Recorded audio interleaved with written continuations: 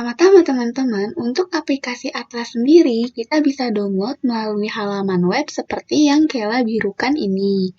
Nah, setelah itu, kita klik Enter.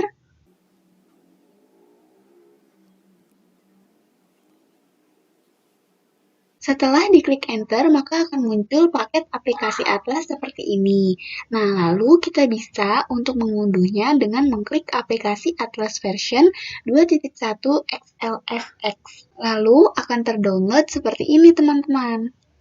Nah, teman-teman, setelah unduhan selesai, maka kita langsung bisa mengklik buka untuk menampilkan aplikasi Atlasnya ini. Nah, sedangkan teman-teman, untuk buku panduan atlasnya sendiri, kita bisa dapat mendownloadnya pada halaman web seperti yang Kela birukan ini. Lalu bisa diklik Enter.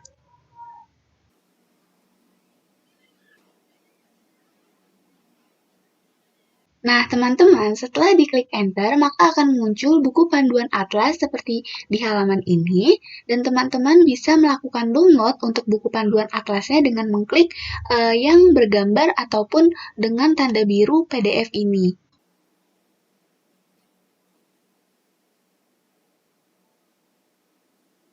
Nah, dengan teman-teman mengklik buku panduan PDF tadi sebelumnya, maka akan muncul halaman seperti ini untuk buku panduan atlasnya dengan 78 halaman, dan teman-teman bisa mengklik tanda download di sini, dan bisa memilih folder yang diinginkan untuk menyimpannya. Setelah itu akan terdownload dan tersimpan. Nah, jadi teman-teman, jika buku panduan Atlas yang sudah kita download dan kita simpan tadi kita buka filenya, maka akan muncul seperti ini, yang dimana akan banyak sekali daftar isi terkait dengan aplikasi Atlas, dan juga daftar gambar. Lalu di sini juga akan ada petunjuk umum yang dimana mulai dari spesifikasi perangkat lunak dan juga keras yang digunakan untuk aplikasi Atlas ini, limitasi periode laporan keuangannya, dan juga lain-lainnya. Nah, teman-teman, jika kita membuka file pada aplikasi Atlas yang sudah kita download, maka akan muncul seperti ini di halaman Excel-nya. Lalu kita bisa pencet nih, di tengah-tengah tulisan Atlas ini untuk ke halaman selanjutnya. Nah, di sini akan muncul halaman seperti ini, yang dimana halaman ini merupakan informasi status KKP. Nah, informasi pada kertas kerja ini digunakan untuk memantau status kertas kerja pada setiap tahapan audit. Selain itu, terdapat pula informasi hari dan juga jam audit yang telah disesuaikan. Nah, jadi teman-teman, di sini kan ada informasi status KKP. Karena di sini statusnya incompleted semua, maka di sini informasi persen status KKP-nya masih completed 0%. Sedangkan kalau misalnya di sini status KKP-nya nantinya completed semua, maka di sini bisa saja completed-nya itu akan bertulis 100%.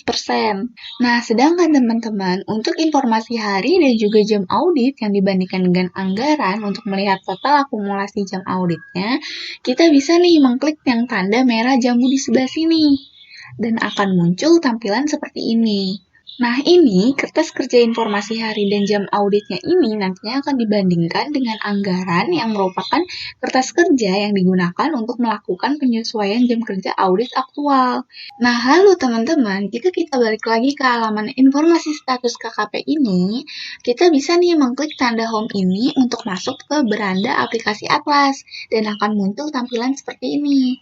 Nah, pada aplikasi Atlas yang tampilan beranda ini, nantinya itu kertas kerja ini berisi informasi umum yang harus diisi oleh auditor untuk melakukan proses selanjutnya dalam aplikasi Atlas ini sendiri, yang dimana nantinya auditor harus mengisikan mulai dari identitas auditor itu sendiri, mulai dari poin 1 yaitu nama kantor akuntan publiknya, nama akuntan publik, dan juga susunan tim perikatan. Kemudian juga akan mengisi identitas klien mulai dari nama klien, alamat klien, nomor telepon, nomor pokok wajib pajak, sektor usaha klien, status kepemilikan klien, dan juga harus mengisikan informasi perikatan mulai dari tahun buku, tipe perikatan, jenis perikatan, standar audit, dan juga standar akuntansi klien. Setelah semua ini diisi, maka auditor bisa untuk melihat audit cycle.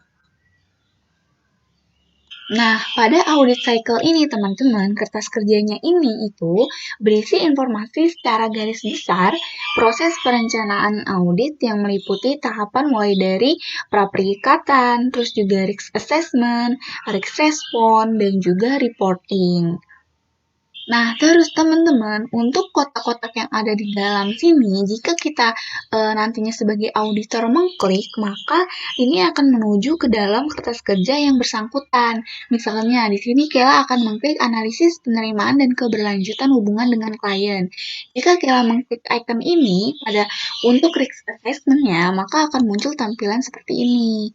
Nah, inilah kertas kerja untuk nama indeks ataupun nomor indeks KKP A110 untuk analisis penerimaan dan keberlanjutan hubungan dengan klien.